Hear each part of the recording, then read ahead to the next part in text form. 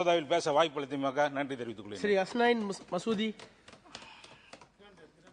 बहुत शुक्रिया चेयरमैन साहब, आपने मुझे constitution schedule tribe order 5th amendment bill 2022 पर बोलने की इजाज़त दी. जनाब, पहला सवाल है, हम पिछले कई दिन से एक के बाद एक अमेंडमेंट बिल पर यहाँ डिबेट हो रही है. ये क्या वजह है? क्या कोई आईनी इम्पेडिमेंट है? क्या आईनी रुकावट है? हम क्यों नहीं एक ही बिल ला के सारे मुल्क में जहाँ भी जो भी कम्युनिटी है जिसको जो एंटाइटल्ड है कि एनलिस्ट होने की शेड्यूल ट्राइब में, उसको इकट्ठे एक बिल क्यों नहीं लाते और उसी पर बहस होती?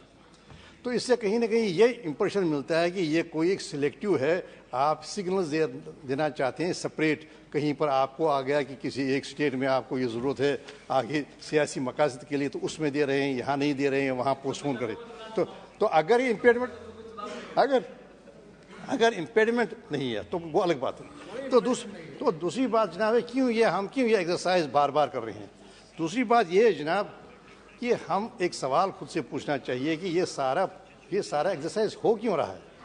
जनाब, आइन के प्रेम्बल में हमने खुद से वादा किया और सारे जो भी आने वाली नस्लें उनसे वादा किया कि एक इक्वलिटी होगी, सोशल इकोनॉमिक और पॉलिटिकल इक्वलिटी होगी, जस्टिस होगी, social economic political and economic justice होगी.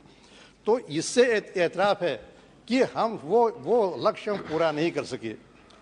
तो अगर जनाब हम इस मकसद क्या है इस सारी एक्सरसाइज का? इसका मकसद ये है कि पहले ये एक्नॉलेजमेंट है कि हम लेवल प्ले फील्ड नहीं प्रोवाइड कर सके सारी कम्युनिटीज़ को. दूसरी बात है कि ये एक अफर्मेटिव एक्शन है ताकि हम उनको एक लेवल प्ले फील्ड करें, ताकि उनको एक जैसे अवसर मिले, एक जैसे मौके मिले. तो क्या ये वाकई तौर पर वो जो है शेड्यूल ट्राइब्स जो है या जो कम्युनिटीज़ ऐड की जा रही हैं, क्या ये तो सरकार का इख्तियार है, जिसको चाहे एक सर्वे करके वो उसमें एनलिस्ट करे, लेकिन क्या हम उसको प्रोवाइड कर पाए हैं इतने 75 साल में? तो जनाब, आज भी जो शेड्यूल ट्राइब हैं पहले ही डिक्लेयर हुए हैं या अब एनलिस्ट किए जाने, अब देखिए क्या उनको एक्सेस है टू हेल्थ केयर, एक्सेस है टू एजुकेशन, एक्सेस है टू एम्प्लॉयमेंट?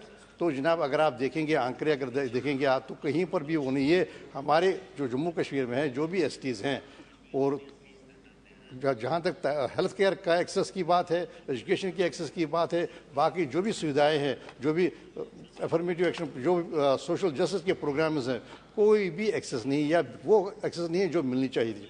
अब जहाँ मैं मिसाल दूंगा, मडवा वार्ड 1 एक डिवीज़न है कश्तवाड़ डिस्ट्रिक्ट का, अभी तक बिजली नहीं है वहाँ तक. ये नहीं कि आज बिजली ख़राब हो गई, नहीं, अभी तक आज भी 2022 में वहाँ बिजली पहुँची ही नहीं. 40,000 लोग बिजली के बगैर हैं और ज़्यादातर वहाँ पर यही कम्युनिटीज़ रहती हैं.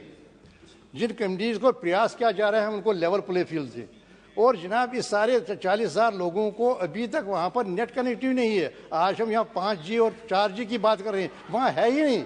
अब देखिए 40,000 में कोई कनेक्टिव नहीं है और 40,000 में जो बच्चे हैं उन कम्युनिटीज़ के उनका कोई एक्सेस नहीं है. जो ऑनलाइन एजुकेशन है वो ऑनलाइन एजुकेशन में उनका कोई एक्सेस नहीं है. तो जनाब, उनकी जो रोड कनेक्टिविटी है जनाब, एक ही रास्ता है उनका, मार्गन टॉप का रास्ता, वो भी बर्फ़ के नीचे आ जाता है. जनाब, हमने कहा था कि वहाँ पर एक दर्दपुरा बसमीना एक टनल बनानी चाहिए ताकि उनको एक्सेस हो.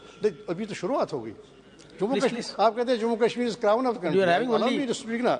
तो जनाब, तो होना ये चाहिए कि हम एक ऐसा सर्वे करें जिस सर्वे में मिले हमें ये इंडिया मिले, जिससे हमें ये इंफॉर्मेशन मिले क्या जो ये भी ट्राइब्स है, क्या ये जो अफर्मेटिव एक्शन प्लान उनके लिए जो प्रोग्राम है, क्या उनको वो लेवल प्ले फील्ड हम दे पाए हैं 75 साल में?